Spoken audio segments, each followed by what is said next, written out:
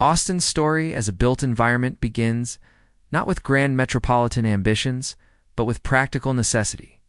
When the city was established in 1839 as the capital of the newly independent Republic of Texas, its location along the Colorado River offered what early settlers needed most: water, transportation access, and defensible terrain.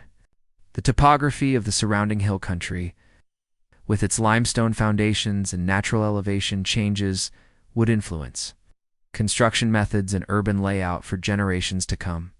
Early Austin was laid out in a grid pattern typical of American frontier towns, with government buildings clustered near the river and residential areas spreading outward in orderly blocks.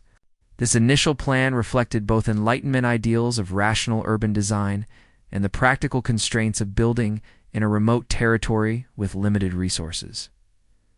Through the 19th century, Austin's architecture reflected the economic realities of a regional capital serving an agricultural hinterland. Early structures were built primarily from locally quarried limestone, a material that proved both abundant and durable. The Texas state capitol, completed in 1888, stands as the most significant architectural statement of this era. Its construction marked a shift in both building scale and ambition, acquiring new construction techniques and imported materials that signaled Austin's growing confidence as an urban center. Surrounding the Capitol, Victorian era, commercial buildings and residences rose along Congress Avenue and the side streets, their architectural styles echoing patterns seen in other American cities, while adapting to local climate conditions through deep overhangs, high ceilings, and strategic window placement. The early 20th century brought gradual but significant changes to Austin's built landscape. The arrival of the railroad, though not as transformative as in some Texas cities, still encouraged commercial development along new transportation corridors. The University of Texas, founded in 1883, began expanding its campus with academic buildings that introduced Romanesque revival and classical revival styles to the cityscape. This educational institution would become increasingly important to Austin's identity and architectural development. Downtown Austin during this period saw the construction of brick and stone, commercial buildings that reflected the prosperity of a growing regional center. Bank buildings, office blocks, and warehouses clustered in the downtown core. Their architectural details, corbelled cornices, ornamental brickwork, arched windows marking them as products of a confident mercantile era. The decades between the 1920s and 1960s saw Austin evolve at a measured pace compared to larger Texas cities like Houston and Dallas. Art Deco details began appearing on downtown buildings in the 1930s. Though Austin's version of this style remained restrained and regionally adapted, the Great Depression slowed construction significantly. But the post-World War II period brought suburban expansion, typical of mid-century American cities. Single-family residential neighborhoods spread outward from the urban core, their modest wooden frame houses and small lot development. Patterns reflecting the automobile-centered planning philosophy of the era. During this same period, the Texas state capitol underwent restoration work that preserved its limestone exterior while updating interior systems, a pattern that would become common for 19th century civic buildings across the state. The transformation of Austin's architecture accelerated dramatically, beginning in the 1960s and intensifying through the 1980s and 1990s. The growth of high-technology industries, particularly semiconductors and software development, fundamentally altered the city's economic trajectory and physical form. This technological boom drew young workers, venture capital, and corporate investment at unprecedented rates.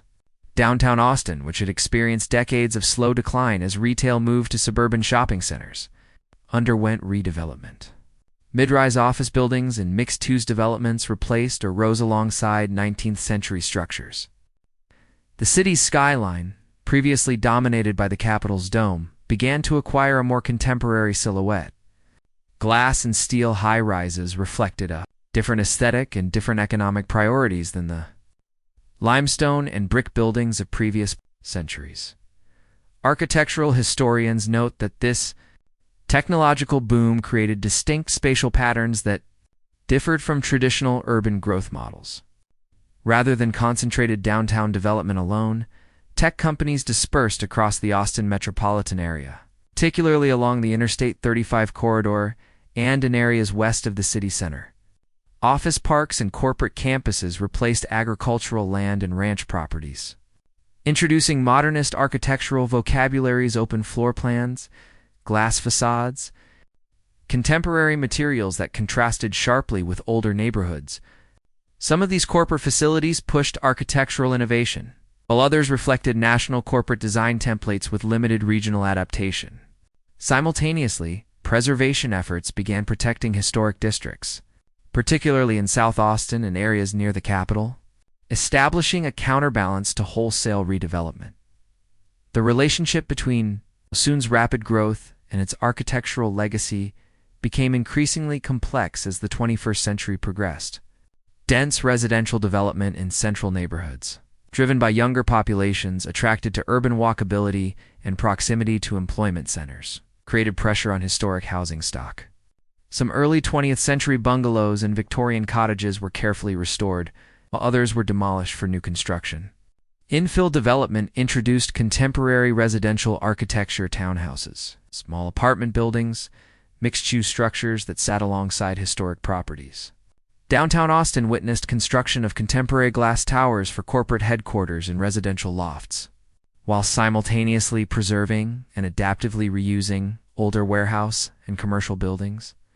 This layering of historical periods created visual complexity in the urban fabric, with different architectural eras occupying adjacent blocks, record sources, and urban planning documents indicate that water resources influenced Austin's development patterns even as the city modernized. Dams constructed on the Colorado River created a chain of lakes that shaped both recreational use and land values. The city's relationship to these water features influenced where development concentrated and which areas remained less densely built. The natural landscape, the limestone hills, tree canopy, and water bodies continued to constrain and guide urban form, even as construction methods became more sophisticated and development pressure increased environmental and sustainability. Considerations began visibly affecting Austin's architectural direction in the early 2000s. Design trends indicate increasing attention to energy efficiency, water conservation, and materials sourcing. New buildings incorporated solar panels, rainwater collection systems, and passive cooling strategies adapted to the Texas climate. Some of these sustainable design features represented continuity. With earlier architectural practices, the deep overhangs and high ceilings of 19th century buildings had similarly responded to intense summer heat, while others represented entirely new technological solutions. Historic preservation movements increasingly framed older buildings as sustainable resources, valuing their embodied energy and adaptability over demolition and new construction. The architectural identity of contemporary Austin thus contains multiple historical layers visible in its physical form. Victorian commercial blocks downtown sit near glass office towers. Historic bungalow neighborhoods exist alongside new residential developments. The limestone Capitol grounds remain the symbolic center, even as the skyline grows more diverse and complex. The stratification of architectural periods and styles spanning from frontier settlement through agricultural economy through technological transformation creates a city whose built environment tells the story of successive economic and social systems. Each phase of Austin's development left its mark in materials, forms, and spatial patterns that remain visible in the present urban landscape.